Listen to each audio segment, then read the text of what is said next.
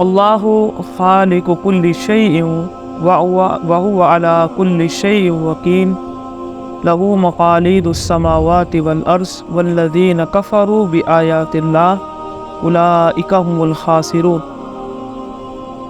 अल्लाह ज़मीन व आसमान की हर चीज़ को पैदा करने वाला है, हर चीज़ की वो निगरानी भी कर रहा है।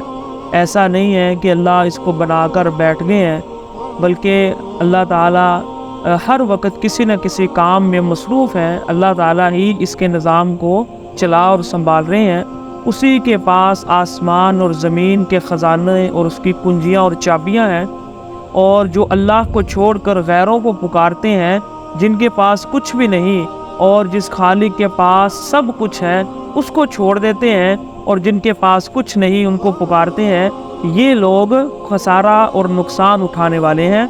कुल अफ़ग़ैरल्लाहि तअमुरूनी।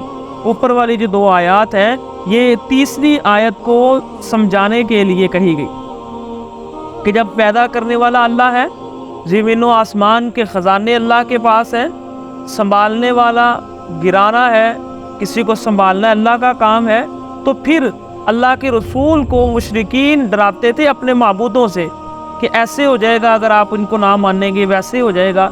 अल्लाह के रसूल फरमा रहे हैं कि जब ये सब कुछ उस खालिक के पास है, तो फिर अफ़ग़ैरल्लाहि तअमुरूनी, अल्लाह के अलावा गैरुल्लाह का तुम मुझे क्यों हुक्म देते? अय्युहल जाहिलून, जाहिलो, यानी तुम्हें इतनी भी समझ नहीं है कि जब पूरी कायनात पर कंट्रोल अल्लाह का है, तो नुकसान मुझे कोई और कैसे पहुंचा सकता है? आपको समझ नहीं आती?